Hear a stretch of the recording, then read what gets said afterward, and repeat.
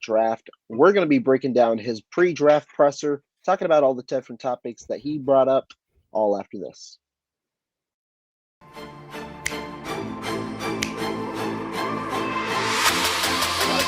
Let's go get him. Let's go get him today, man. Let's go. Hey, dominate on 3. 1, 2, 3, dominate.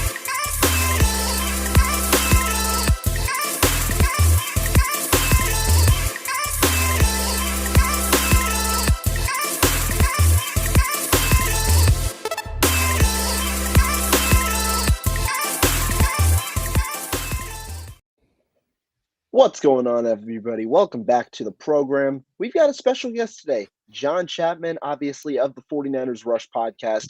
How you doing today, man? I am living the dream. It is draft week. We are days away. We've got NFL trades happening. We've got 49ers news, and I'm here with you, Rohan, and I couldn't be more excited, man. Before we get into the 49ers content, let's just go on the very, very small trade. It obviously Tiny. Nothing too big. Aaron Rodgers, what were your thoughts on that move that just happened finally after, weeks and weeks of speculation? Yeah. I mean, everybody knew it was going to happen. I thought that the Jets paid more than I would have guessed. I would have assumed it would have been a lot less just because he's so old. That contract's so big. He talked about retiring. And so I thought the Packers got a good deal. My first thought was, man, he's going to retire defeated by the 49ers in the playoffs, never getting one win versus the 49ers, and that just makes me happy. I'm not a Rodgers guy, so so that's the big winners are the 49ers, or maybe losers because they were a bye in the playoffs for so long. Those were my initial thoughts. Aaron Rodgers' deal was interesting. I do agree. I think they gave up more than I initially expected, but at this point, you don't really care. You got to get the deal done with the way that the draft's going. I didn't expect, the main surprise for me was the pick swap. I didn't expect the first rounders to be swapped because that's still a good amount of value that you're giving up moving down from 13 to 15. That was the main difference, but they did get some, I think, a fifth rounder or sixth rounder in return as well. Solid deal. And now, to put a pick swap into context, dropping from 13 to 15 has a 100-point value difference on Jimmy Johnson's trade chart. That is the exact value of the 100 pick. So that's basically a late, third round comp pick that was thrown in there. I really do think that the Packers got a lot more than I was not anticipating that. I was thinking 1 second and a conditional third. But yeah, they got a lot more. And I'd assume that 2024 conditional first is definitely dependent on him playing, maybe even him making the playoffs. We'll see what happens there. But overall, in this class, I want to talk to you about real quick. Finally, Rodgers to the 49ers. We don't got to worry about that anymore. But there was one other quarterback bit external before we get to all the internal stuff, and that was Lamar Jackson. John Lynch quickly mentioned Lamar Jackson, said that right now there's little room to operate based on their current roster situation. Initially, pretty much shutting down the door as they did a couple of months ago. Any quick thoughts on that?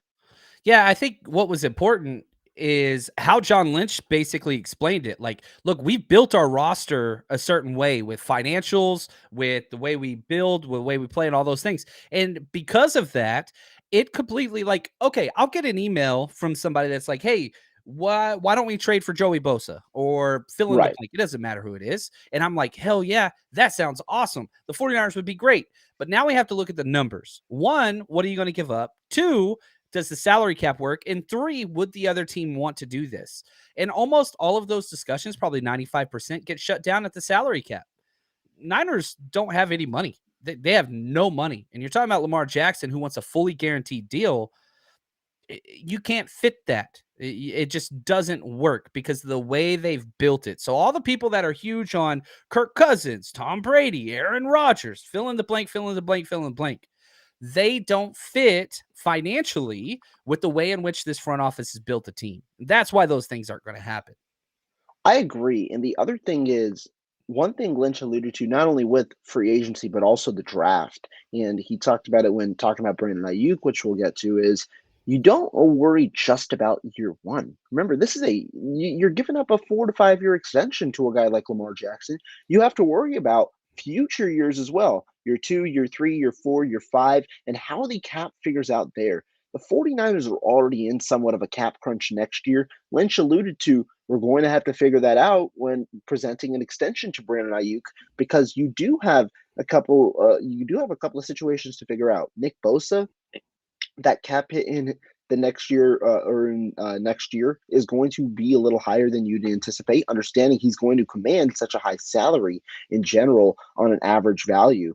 And so you've got a couple of different things that you've got to worry about that are still yet to be determined. And that's not even involving bringing back free agents that will be free agents next year. There are still players up for extensions. Talanoa Hufanga might be up soon. You've got Brandon Aiyuk, obviously. Nick Bosa's extension needs to be dealt with. You've got a couple of players that you start needing to think about in the short-term future, and you understand, yeah, it might be unfeasible unless you continuously restructure contracts. By then, if you don't end up getting that Super Bowl, you're in cap hell for a few years, that is. I think one of my favorite things, and I love the comment by Greg Khan there. He says, they can make Aiyuk and Samuel fit with staggered restructures. We're starting to see, the Niners are doing one big deal a year. They did 2 this year. With, whether you want to see CMC or Nick Bosa, or if you want to throw in Javon Hargrave. But now you're starting to see some guys leave too.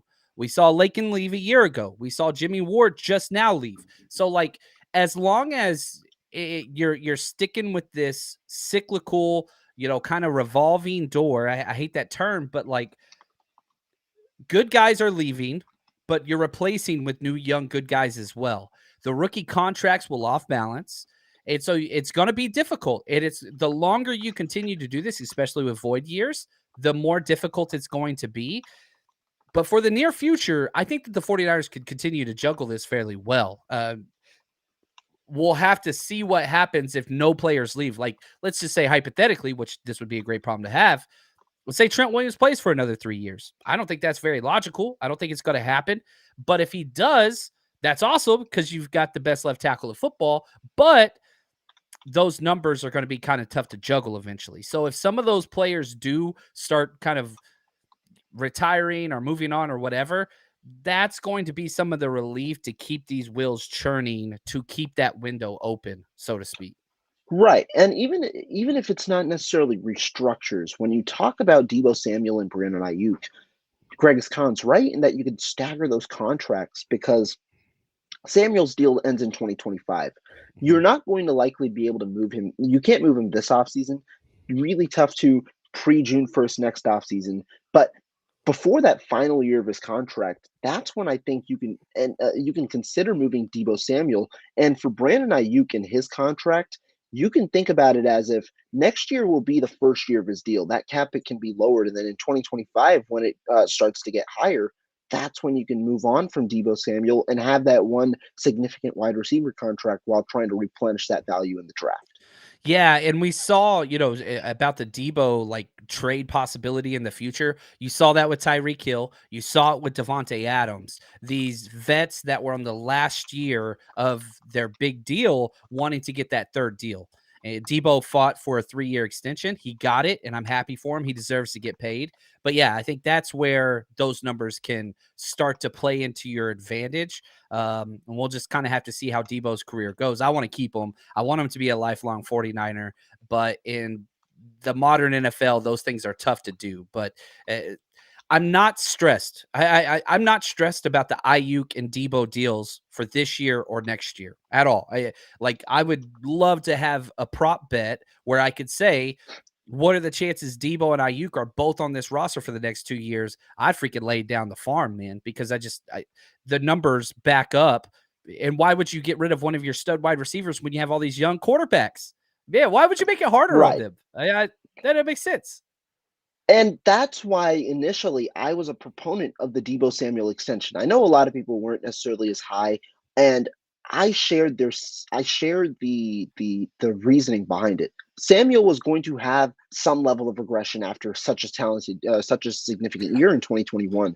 But the reason you're paying Samuel isn't because you expect him to replicate that production, especially with more talent coming on the board in Christian McCaffrey and also the emergence of Brandon Aiyuk that you expected last year. You're paying him because you have a cheap quarterback deal and you have young quarterbacks who need to develop. And the best way to develop that quarterback is via a top talented, an uber talented receiver like Deebo Samuel that makes life easier by operating well on screens, taking balls out of the backfield, and the different ways that he impacts the game. And because of the way that his contract's it's a smaller contract in terms of length, you can fit it to where it fits with the length of your rookie quarterback contracts. And so I think that that's where you're trying to figure it out and make things work. And that's why it's valuable, even if that value in terms of statistical output may not necessarily have been seen.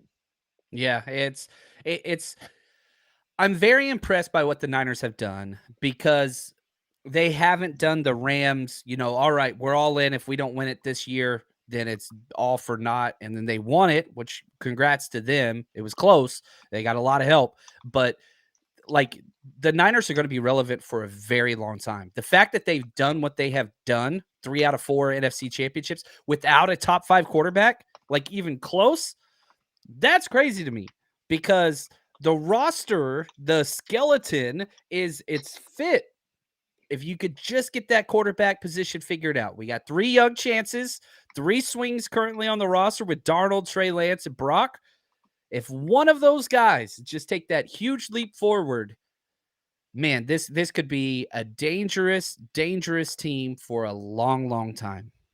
I agree. Moving on to some of the big things that our guy John Lynch talked about. Let's start with the quarterback position. Let's start with the guy who's been in the media headlines recently.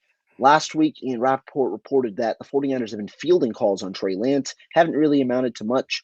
Today, John Lynch provided some clarity on the Trey Lance debacle. What did you take away from his comments? Man, I thought it was more of the same.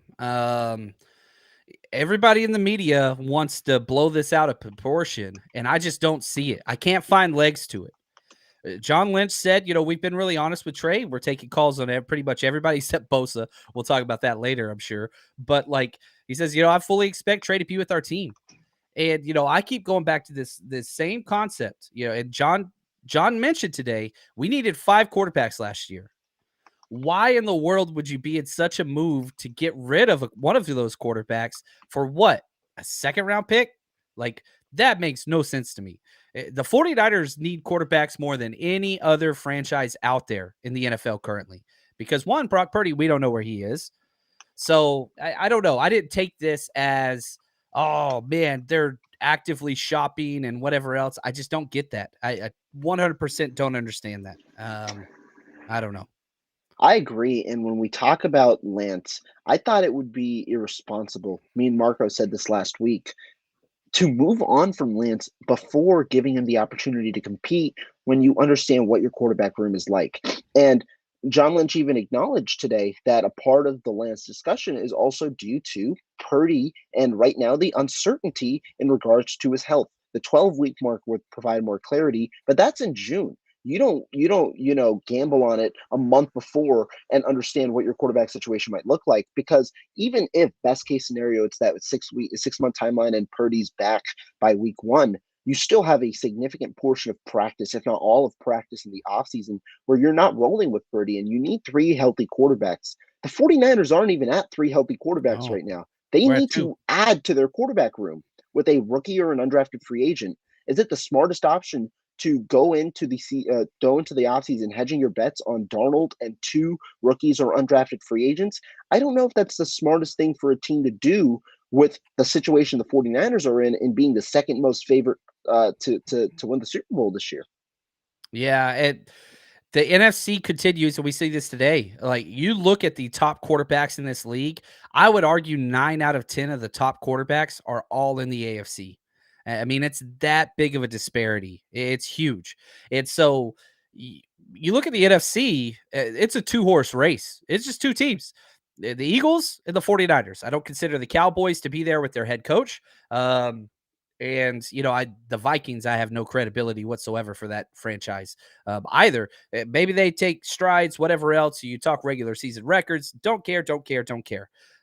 Until the Cowboys can get past the divisional round, whatever. It's been since 1995 since they've gotten past the divisional round. They can't win in the postseason.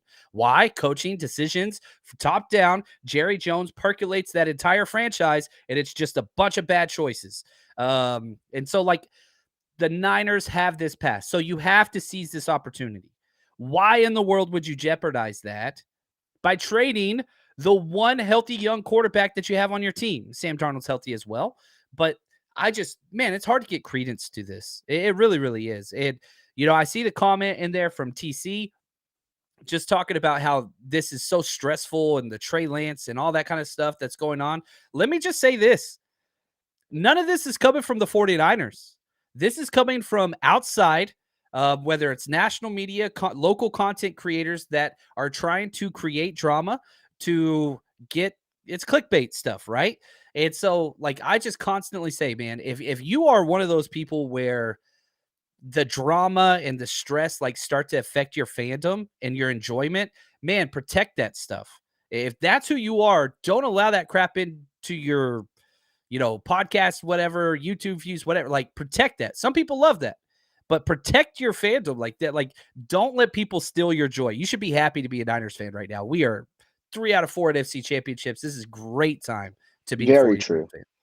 And with that said, I do want to give a shout out to the guys that have tuned in, because we've got a lot of people dropping your comments, and we really do appreciate you guys, Yes. especially, this week going into the draft. I know John's got a very cool setup for the draft night. And so as I go out sharing some comments, go ahead and share some details on that for this week. Yeah, we're going to be live days 1 and day 2 of the draft, nonstop. We're going to start 10 minutes before night 1 on Thursday. So 10 minutes before, you just tune us in, and then 10 minutes before on Friday as well for day 2. So you're talking 10 plus hours over 2 days being live. Going to have a lot of people with us: Wayne Breezy, Brian Carter, at host Chuck B. I'm trying to get Rohan on with us day 2. But yeah, so if you want some 49ers NFC West kind of focused content for days 1 and day 2, that's where just type in John Chapman or 49ers Rush. Come join us. Both those are already up on my channel, so you can go hit the notification bell and join us live. We're going to be giving away a lot of jerseys. We're going to be having a good time. I'm trying to put together a drinking game right now for those of you that are going to partake. It's going to be a good time. Hey, you heard it here. Going to be a great time, and I will try my best to make sure I join on for Friday. Obviously Friday being day 2 of the draft, 49ers having some picks as well at the end of that day, maybe even earlier, depending on a trade up. It's going to be a fun time. Make sure you guys check it out. Want to give a shout out to the CC gang, as always, for tuning in early with your guys' comments. And for everybody else that's tuned in so far, thank you. Going back, though, to the Trey Lance discussion, let's talk about obviously now what does this mean for the competition? Did it sound to you like John Lynch is expecting the 49ers to give Trey Lance a chance to compete in 2023? 100%. Yeah. When John Lynch was asked about Trey and if he's been telling them and talking to him about these like trade whatever, he's like, dude, Trey just wants a chance to compete here. And that's what we're setting this up for. And so it's got to be a competition, which is what fans should want. I consider myself to be one of the biggest Trey guys ever. If he can't beat out Sam Darnold, then I don't think he deserves the job. But I do have confidence in the fact that he will. Again, I'll if I could bet who's taking the first snap, this week 1, it's going to be Trey Lance. Not that that's the most important thing, because Trey Lance took week 1 snap last year. But again, played 5 quarters and then it was done, the injury, whatever else. The situation will work itself out organically. The cream rises to the top. If you're going to have 2 people competing, Sam Darnold, Trey Lance, all through training camp, may the best player win, because that's what we want as Niners fans. I do think that will be Trey Lance, but if it's not, that's okay. This is not a Trey Lance hat. It's a 49ers hat I got on. You pull for the guy under center, no matter who it is, and that's what's up. I think you're muted there. I think you muted. There we go. We're better. Now we're back. One thing I'll say is I think what Trey Lance wants, what the 49ers organization wants, is to now provide him a chance to compete. Mhm. Now, I don't know necessarily if I agree whether the smoke screens are put out by the 49ers themselves or whether they're put out by the media. I do think, honestly, the 49ers might have a little bit of doing in it in the way that it's obviously transpired. Obviously, we hear one thing today, it's that the 49ers were fielding calls from Trey Lance last week, potentially saying, oh, a draft day trade might be happening. But then you hear today, 49ers are going to wait till training camp. They're going to wait till training camp. And if a team calls, maybe you see him with an injury. Maybe you see him go traded there for the opportunity for a starting spot. But what I got from today is they want him to compete. John Lynch said, I expect him to be here in 2023. Obviously, you can't necessarily believe everything you hear, but it seems like they're going to want Trey Lance to compete, which is understandable, understanding what their current situation is. And so to me, as for the competition, I do believe that right now they're going to let Trey Lance get out there. Obviously, if he beats out Sam Darnold and he looks comfortable, I think he ends up getting the week one starting job while Purdy recovers. But if not, they're going to roll with Purdy. If they don't Yeah. see what they see in Trey Lance, then you essentially punt on the experiment that you had 3 years ago, and you roll with the guy that you believe in the most at the moment, which is Brock Purdy. And I'll say this, one season in 10 years of the 49ers playing football have we had a quarterback start every single game. That was 2019 when Jimmy G took us to the Super Bowl, right? So, like, this idea of whoever the quarterback is week one, I get it, but guess what? Stuff happens, football happens with their 5 quarterbacks last year. There's going to be injuries, guys. The idea of the 49, eh, Patrick Mahomes got hurt last year, missed time in the playoffs. Jalen Hurts got hurt. He missed time leading up to the playoffs. Like, injuries happen in this sport, period. And guess what? It's going to happen again this year. So you don't need one guy. You got to have at least two. In the 49ers situation now, they have 3. They're going to add another quarterback in the draft, I assume. That'd be 4. It's going to work itself out. So, like, even if your guy isn't the guy week Exactly. one, just take a deep breath. It's going to be okay. Yeah, I mean, like you said, there are going to be 4 quarterbacks. I'd anticipate the guy they draft is going to be a guy who ends up being on the practice squad year one, guy they cut practice squad, and then eventually comes up and potentially takes the Sam Darnold role next year. Obviously, assuming the 49ers have a quarterback situation figured out. And so I think that they've got a couple of things. And before I move on, there was another piece of news that came out today on one of those quarterbacks. Jake Haener, 49ers had a pre-draft visit with the Fresno State standout. He's a guy who's received a lot of buzz. I know you and I have both done our work on the NFL draft. What can you tell me about this visit, especially after they visited with another expected to be a mid-round guy in DTR last week? Yeah, it's funny. Lynch said, there's a lot of stuff about the guys we're bringing out and whatever else. But, some of these guys were doing work for 3 to 4 years down the road, whatever else. Sam Darnold, right? Like, that's the idea. Maybe this isn't a guy we could draft, but this is some we want to know more about. Jake Hader's fun. He's old. He's 24 years old. He's already older than Trey Lance and Brock Purdy. He's been labeled the Brock Purdy of this draft. He's smaller guy, 6'1". He's got better arm strength than Purdy does, but just not a lead anywhere. Played a lot of games, 32 college games, and he just kind of fits that gamer mentality. I don't know. I've got a 4th round grade on him. So this is somebody that if you wanted, you'd have to take with one of those 3rd round picks. I don't see it. Right. But hey, they're doing their work. And if they falls to the 5th round, maybe that's a swing that you're willing to take. That's the big question in that. To me, the issue with drafting a guy like Jake Haener or Dorian Thompson Robinson is that I don't know if either quarterback makes it past waivers. The 49ers had this same issue with Brock Purdy last year after a solid preseason. Remember, training camp was up and down for Brock Purdy, but he had a solid preseason that's on display for everybody. And that made that made the 49ers worry themselves that they weren't going to be able to keep him. These 2 players have gotten a good amount of buzz. And remember, this is also a quarterback class where it fizzles out after the top few options. Hendon Hooker has even been described as a guy who could go early in the top 2 rounds. And so you've got that next bunch of guys. And normally with a position like quarterback, they might not, they don't stay on the board that long. So you might see them go a little earlier, understanding the gap between maybe the top 4, top 5 guys, and then the rest of the bunch. Do I think the 49ers end up with a quarterback throughout this entire process? Absolutely. They're going to get one. I just wonder who exactly that player is going to be, understanding you're going to likely have to cut him. It might not be week 1. Let's say Purdy, for some reason, goes on IR or even on PUP.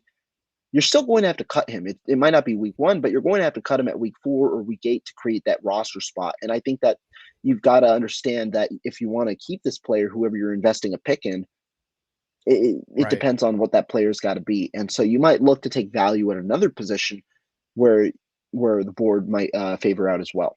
Yeah, I agree there. And yeah, to somebody's question, Greg, as he said, is Jake Hader smaller than Purdy? They're the exact same height, like just 6 foot and some change. Purdy was actually 5 pounds heavier at 212.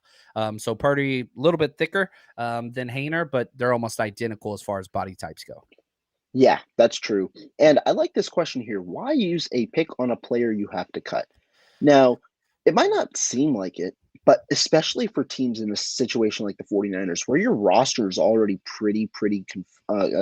it's pretty talented, you're not going to be able to draft or utilize all your selections on players that are going to make your 53-man roster. And that's the value of having these UDFAs and things like that, where your players like that you can stash on the practice squad because they then can rise. The 49ers have had this system before. Nate Sudfeld was a guy who ended up being on the practice squad and then competed for the job last year. And obviously he didn't end up getting it, but there are guys like that. Marcelino McCrary-Ball, we've seen it from the linebacker group a lot, where you've had Marcelino McCrary-Ball, Demetrius London-Fowles, and all these different UDFAs that have ended up making the roster. And so why use a pick on a player you have to cut? Obviously, when drafting them, you're initially not looking to cut them. If a guy really surprises you, you're going to find a way to make a roster spot for them. But unfortunately, the 49ers right now are in an unfortunate situation because they need a body in that quarterback room. And that's the unfortunate reality. But they also have 3 quarterbacks that they believe they're capable of, and it's unrealistic to go with 4 quarterbacks when only 25% of the league goes with 3 quarterbacks itself. Yeah. And so that's the reality, which is why, again, depending on how the board ends up going, they could look for an undrafted guy. It's just you have to pose the question, understanding they've met with a ton of good quarterbacks in the class in the mid to late rounds, and they do have guys who I'm sure they are fans of on their board, and they could see as a potential backup in the future. I think, one of the things that's real important, I agree with you. They've met with 3rd and 4th round target guys. They've also met with 7th undrafted round target guys as well. Tim DeMora out of Fordham, Tyson Baggett out of Shepherd. So, look, if one of those 3rd round guys falls to the 5th round, I get it. I understand. It makes sense. But if they don't, then you have those guys later that you could pick up at the 7th, or you could pick up as an undrafted free agent. If I had my way, this is just my own personal opinion, I would prefer a 7th round quarterback pick this draft. That's what I would want. That way you get your guy, you bring him in, whatever else. And not that I expect it to be a Brock Purdy 2.0 situation. I do not. I hope we never have that many quarterbacks get hurt again to where we have to be in that situation. But you do need another arm. And 7th rounder, if it doesn't work out, not too concerned. Exactly. And the thing I'll say with 7th rounders that people might not realize initially, when you're drafting a player in the 7th round, you're not necessarily drafting a player in the 7th round. What do I mean by that? Teams in the 7th round, they're already in contact with these players well ahead, looking to gauge their interest for undrafted free agency should they not make undrafted free agency. The reason the 49ers drafted Brock Purdy, it was not only because he was high on their board at that time, but also they weren't sure they were going to be able to get him an undrafted free agency. And so by drafting the player, you're assuring yourself that you're guaranteeing yourself that you're going to be able to get that player on your team. That's the point of drafting in that 7th round. And so if the 49ers go ahead and get a quarterback in the 7th round, they might like the guy, but not be able to pay the amount of money or the opportunity that some other team might be able to provide. That's where they come in. They're able to draft the player in the 7th round, have all assurances that they get that player overall. Yeah, and I think, I've talked to players that have been on this situation with the 49ers that were undrafted free agents, that were drafted, and the phone call sounds something like this. Hey, we're up on the clock and so picks, and we want to take you. There's a couple other guys we're looking at as well. If for some reason it doesn't go the way we want to and we can't pick you, would you be interested in coming in as an undrafted free agent? That's the phone call. And again, these are players that did not get picked, but still came, and these are players that were picked. And so every NFL team does that. And so they're Right. calling them in the 6th round saying, hey, we want you, but if for some reason something crazy happens, we just want to let you know we want you in as a UDFA. I agree. And with that said, let's transition to an interesting topic, one that we touched on a little bit ago. But Brandon Ayuk. So there have been some trade rumors regarding Brandon Ayuk this entire offseason. He obviously liked a picture with the New York Giants and different things like that. Seem like rumors are shut down of that trade, at least for 2024. What did you take away from the Lynch comments, not only for this year, but also for beyond this year, where he addressed the uncertainties with their cap situation, which might obviously place an emphasis on what they do with Brandon Ayuk? Yeah. So 2 things. Number 1, he basically said we're going to wait till after the draft to figure out the 5th-year option, which I think is smart with Javon Kinlaw and Aiyuk. My assumption is they're going to pick up Aiyuk's. They are not going to pick up Javon Kinlaw's. But he went on to say, and I quote, "We love Brandon Aiyuk and are excited for him to be a part of this team." Like, end quote. Why would you move off your number 1 wide receiver? And I think that he is the number 1 wide receiver. Whenever you have all these young, questionable quarterbacks, continuity is important, and his cap hit's so tiny this year. It just seems too simple. If the Niners were rebuilding and not a playoff team, I would totally get trading Brandon Ayuk. They are the antithesis of that. They are the front runners in the NFC. Why would you trade an asset that's so young, that just proved himself? He's going to be here. He's not going anywhere. I agree. At the moment, I think that even if it came down to picking between the two, I think Ayuk would be the guy. Obviously, that situation we'll see when it comes down to 2024, but the more important part, he's going to be here, I believe, in 2023. I think that that's the important scenario that we got. Greg Khan shared a comment earlier today. 15 first rounders in this draft, according to Peters. This has kind of been the consensus, around 13 to 15 first rounders in this class. What do they mean by this? Obviously, not 15 players, or only 15 players are going to be selected, but teams only have 15 first round grades. And I know this might not be 49ers related because we picked at 99, but how intriguing do you think this first round is going to be, with the understanding of how teams only, like, really that upper echelon players, you're going to have to be in that top 15 to get them, top 10 maybe even to get them. And then after that, you're drafting players that are lower on your board than where you're drafting, but you might not be able to get a trade. Yeah, it's a rough draft at the top. I'm just going to be honest with you. And to put this into perspective, like Adam Peters has 15, right? I have 23. Now, a big difference between Adam Peters and John Chapman is I don't take players off my board.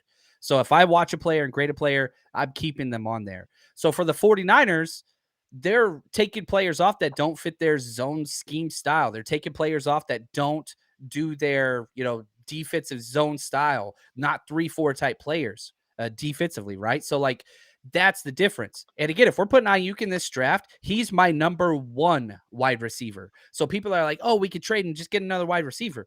I'm taking Brandon Aiyuk over anybody in this draft. The one player that would be close to me would be Jackson Smith-Njigba. He's a slot-only guy. He's not a number 1 wide receiver at all because he's not somebody that's a threat vertically. So, like, you mean to tell me you're trading Brandon Aiyuk, who I have, over Jackson Smith-Njigba? There is nobody that I would take in this draft. Maybe Quentin Johnson because he fits the scheme, but I do not want Quentin Johnson. I'd love him, but not in place of, Brandon Aiyuk. So teams go out and, like we said, Peter says they got 15 first round grades. That 31 players have to go in the first round. Right. Period. So a lot of those guys getting drafted the back end of the first round, they're going to be second round players or second round grades for teams. For example, I'll just throw this up there. Darnell Washington, the amazing tight end. I have a second round grade on him. I fully expect him to go in the first round. Doesn't mean he's a first round grade. It does mean he was selected in the first round. That's the difference. And I'll share one other thing. This class is going to be more exemplified, but I do think this happens a little more in terms of reaching on second round play or second round grades in the first round more than often because the board dictates itself. But when there are runs on positions, you see teams looking to grab that position more so at positions of need, like Shanahan said offensive that tackle. too. Yeah, Yeah. yeah, offensive tackle, really the more premier positions, you see the run on them, and then you see players being drafted that might go earlier because you don't want to lose out on that player or you lose out on a player at that position by the time the board comes around to your next pick. And so that's what I think could be seen very much in this class. You talked about Darnell Washington. Really, it depends. Where does the run on tight end start? Because once one tight end goes, teams obviously have that on higher alert. Tight end's gone. If we want to core that top, whatever's on their board, top 4, top 5, you might have to pick earlier than later, and that's where you might. Uh-oh. There we go. We went for a tour there. You might see a little, the top 3 tight ends maybe go in that first round or so. Mm-hmm. Yeah, and you've got to be able to follow that. And one of the things that I took the most away from the interview was Lynch said they tried to trade up last year, that they had 2 edge guys that they liked. We know it's Drake Jackson. I want to say the second's Nick Bonito. He said, I'm not going to say his name here, but I'm telling you right now, it's Nick Bonito out of Oklahoma. And he said, we tried trading up, but nobody wanted to. Nobody wanted to trade back with us. So we stayed there. Sure enough, the guy was there. Niners did 0 trades last year. 0 for the first time in this front office. I do not expect that. I expect to trade up in the 3rd round and to trade back. That's what I expect. And I remember this last year. Hasn't necessarily been substantiated, but I remember this last year, post-draft in the 2nd round, Lynch talked about how everything happened, how a team jumped them and drafted the player they wanted right before them. And that was Cam Taylor-Britt with the Cincinnati Bengals. This happens. And that's why it's a little tougher in the NFL because, remember, to trade, you need a trade suitor to go up and a trade suitor to go down. That's why I'm intrigued in this class, because when there are 15 first-round grades in that back end of the first round, teams might wanting to be trade down. They might want to trade down, but you need a suitor to come up and select a player on the board, and that might not be there as much with a class where people don't necessarily have a first-round grade on that certain player. And just to put this into perspective, I'm looking at my board currently. I don't have a big grade difference from the number 28 player all the way down to the number 60 player. Like they're relatively close. That makes sense. So I don't know, man. The value's there late. So if one of your 15 guys we're sticking with this thing, there's 15 49ers first round grades. If one of those guys happens to fall, then you go up. If not, then you just sit there and take your time and enjoy your day. Yeah. And the one thing I'll say to that is that's why I think this draft's a little more to the 49ers benefit. It's similar in a way to last year's class. It's different in that I thought that last year top end talent was definitely better, but it's similar to last year's class in that the bread and butter of the class is in the middle rounds where it's a deeper class. You can see a good amount of talented players falling. Last year, I had guys graded in the 3rd round that the 49ers took in the 6th round or 5th round or whatever it was. And so you definitely have a ton of talented players that are available here. And so that's what I'm intrigued about. How do the 49ers what falls to them? What do they do in difference of last year where they essentially stayed pat? This year they have 11 picks. What are they going to do? Are they going to try and move up? I even think that there's a good possibility they look to trade down, try and accumulate assets in that 102 to 155 range where they don't currently have any. Maybe they experiment a trade up. If that's there, you take it. If not, trading down with one of those 3 third-round picks to get picks in that 102 to 155 range might be a little more accessible for them. Yeah, I like the cluster picks just because it makes it easier when we're doing like mock drafts and trying to do these projections. But not having to pick for 100 straight picks from the 3rd to the 5th round, I think that's problematic. I don't think the Niners are going to stay that way. I really want to see a trade back from the 3rd or a trade up from the 5th. I know we've been great in the 5th, but that's a long way to have no picks. And so I think that window is going to be closed. I agree. Yeah, I agree. Going forward with some of the things that Lynch talked about real quick, gave a little update on Nick Bosa. Talked about the comment. I think that that's going a little viral is that he said essentially there was never a hotline, sharing how Nick Bosa was untouchable. There's not a chance that he's going to move on him. Talk about that portion and also the timeline of where you might see a Nick Bosa extension. Yeah, it's going to be right at the start of training camp when they report. The 49ers have set precedent, and the reason why they have done this isn't for guys like Nick Bosa, it's for guys like Debo. If they didn't already have that precedent and stick that precedent in place, things like Debo will happen again and again and again. But the Niners are sitting here saying, look, this is defensive player of the year. We're not even entering into negotiations until later. So after the draft. That's the big reason why. Why? Because then the player loses all leverage. If a player wants to demand a trade now, they could say, sorry, we can't even get a draft pick this year. You're going to have to find a player only trade. Those are hard to do. It just makes it, again, this is a leverage of the organization against the players to get what they want. And that is to get their own guys signed that they want to keep. That's why you're not going to hear anything. Nick Bosa's not going anywhere. You're not trading the best player, an amazing locker room guy with one of the best work ethics and whatever. Bosa going to be around a long time. And then we will have this conversation again next year with Aiyuk. But again, even if the Aiyuk deal gets done, it's not going to be until next training camp, not even this one, because they keep staggering these. Yeah, and I think for me, when I talk about these, I agree with you. The team, they're trying to get their setup too, but the player as well. A lot of times, this offseason might be a little different in that Bosa doesn't necessarily have much competition within this offseason. But a lot of times, you see these different players at the same position competing to get the best deal possible. Last year with Deebo Samuel, it was the wide receiver room, and so when that happens, obviously somewhat of a waiting game. You're trying to get the best deal possible. The best deal normally comes after the first deals slide through because you have a benchmark for what you could probably argue in your deal, depending on how well your resume stacks to other teams. 49ers have seen this. Fred Warner, obviously, with Darius Leonard, that was a thing. George Kittle, he was trying to essentially reset the market. That was a thing.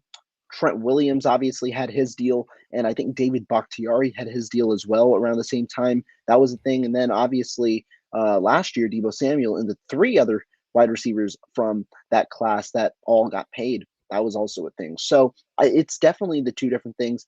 Lynch also referred to how the Bosa family works. I mean, Joey Bosa had a record-breaking contract. The guaranteed money at signing prior to him was $62 million for a defensive end. Joey Bosa got a $78 million Yeah. signing, guaranteed at signing, a $16 million increase. You see like 100K increase, 200K increase, these incremental increases. Joey Bosa got a hell of a deal. And so, Nick Bosa, you're expecting a pretty significant deal. Now, remember, don't get too shocked when AAV numbers get floated out Yeah. upwards of It's going to be a 30 lot. million. That is a lot, but remember, it's guaranteed money at signing, guaranteed for injury. Those are the numbers that really matter alongside signing bonus to determine how the cap hit works. Because as we've seen with some of these big deals, you don't normally see the last year, the last 2 years of these extended contracts because there's no guaranteed money over the last 2 years. Players obviously don't want to play without that guaranteed money available. And so you see a contract restructure or a contract extension or some sort of thing, maybe even a trade that surfaces because players obviously don't want to play under contracts with no guaranteed money. But the way that these contracts are inflated, the guaranteed money comes in the beginning, but the significant cap hits come at the end. Right. And, I'll say this. One of my favorite things about Bosa, it doesn't matter who's brought up every year. Whoever the number one pass rusher, they're like, oh, I'll get this, DM or whatever. We should trade Nick Bosa for Will Anderson. We should trade him for Chase Young. We should trade, right. It happens. It happens. It happens. The thing Yeah. that separates Bosa, and I think I brought this up on my last show, is that he doesn't win with elite athleticism. That's not his thing. He's a tactician. This is somebody that's going to be successful for a very, very, very long time. And so Bosa needs to be written in ink for the next 6 to 7 years. And I really hope they do a longer deal. I don't know what Bosa and his family want, but man, I want like a 6-year deal. I don't want a 3-year, a 4-year. All right. 5-year. Now we're talking 6-year. John Chapman's in. I want as many years as possible on Bosa personally. I I really hope think the they spread it out. 49ers want the same thing too. Obviously, I don't anticipate a 6-year deal happening, but I mean, if it can, that would be the best situation for the 49ers. It's just, man, you keep the top end talent, defensive player of the year, but like, the sacks and all the pressures and all that stuff, that's where he's going to get paid.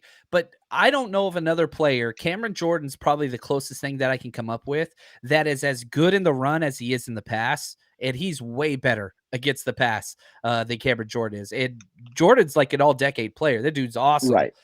for the Saints, but Bosa's better in every caveat, which is just bananas. Really, really big fan of who Bosa is on the field and as a teammate, and just a goober. And his press conferences are hilarious. Like, the dude has just fit in, and those are the guys you want to keep. You do whatever you can. He's not going anywhere. He's not going anywhere. I agree. Enough about Nick Bosa. Let's go to the second quarterback that we've got to talk about. That's Brock Purdy. Got some updates, obviously, on his recovery. Still a good amount of way to go, but encouraging signs, saying he's hitting all the benchmarks. What did you take away from John Lynch and his comments on Brock Purdy, competition, and all that?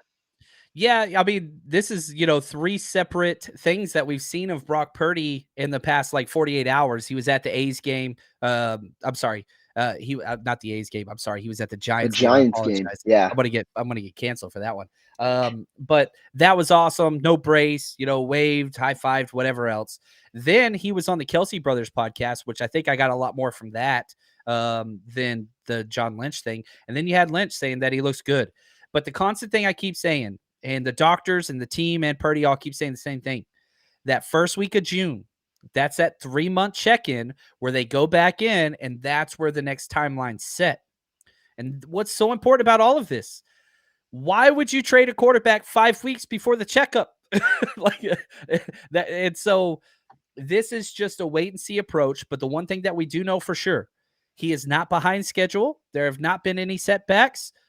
Things seem to be trending towards a very, very positive checkup here in 5 more weeks. So we're about halfway to the 3-month mark. We'll see how much longer we got to go. But right now, everything looks great. And I hope it continues to be that way. right. And obviously we'll see how the process goes along. But great news to hear from Brock Purdy that he is on stage with his recovery. Now, again, we get more clarity at that 12-week mark, and it's still uncertain necessarily as to when he'll return to practice in full, meaning when does that arm strength really build up back to 100% and things like that, as was the case with Nick Mullins.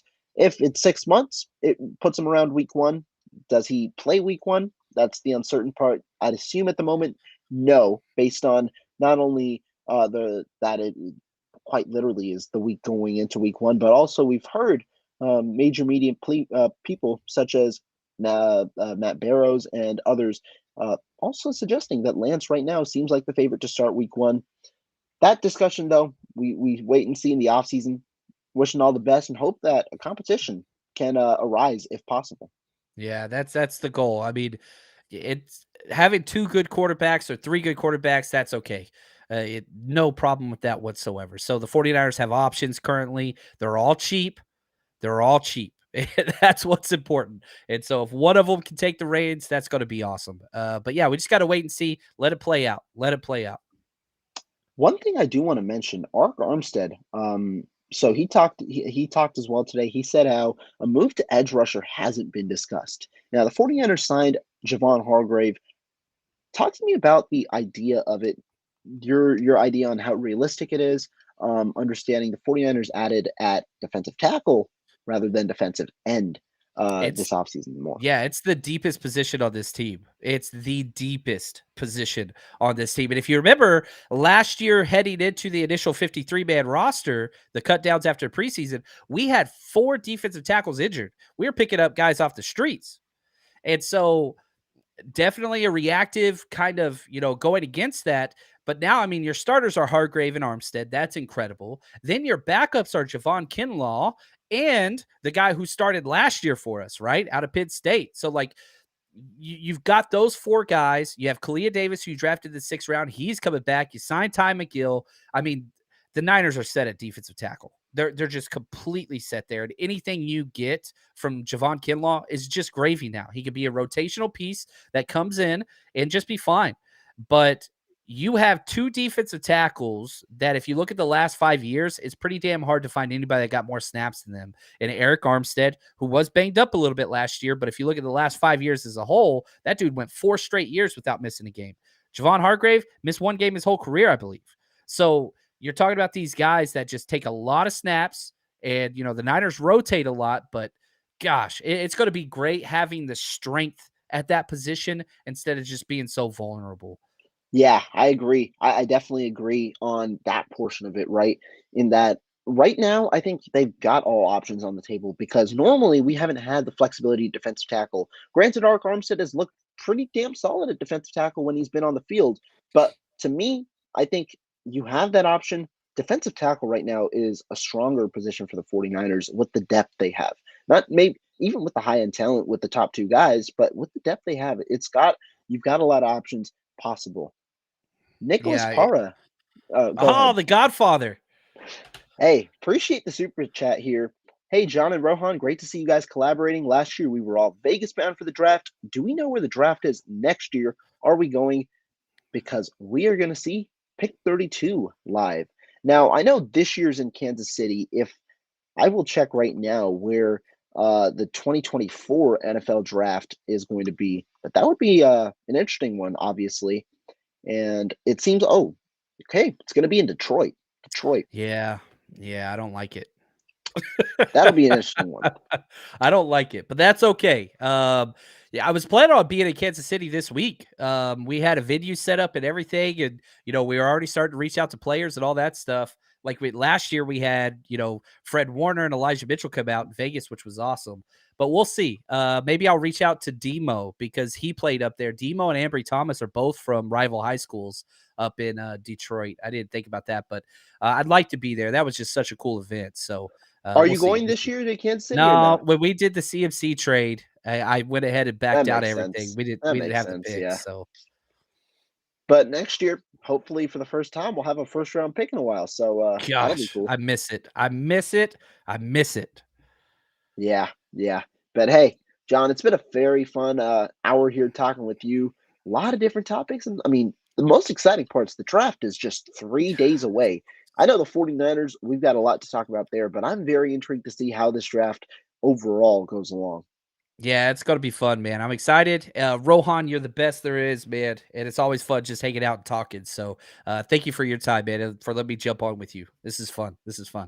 Yes, sir. Last thing I got to say is you've got to make sure you subscribe here. Both channels, John Chapman, obviously, the 49ers Rush podcast. Be sure to check out his work as well as his stuff on Patreon. I know you guys, a lot of people like the draft content. I'm sure a lot's on there. Be sure as well to subscribe here over on my channel. Links are in the description, so be sure to check that out. Go ahead and give that subscribe button. Hit the like button. We really appreciate all of you guys' support. But chat, you guys were great today. Any last thoughts before we head on out, John? Enjoy this week. Find ways to be excited. The draft is a beautiful time because all 32 teams have hope for the future. We only know one team has hope in the NFC, and that's the Niners. Enjoy this week. Enjoy it. Love it.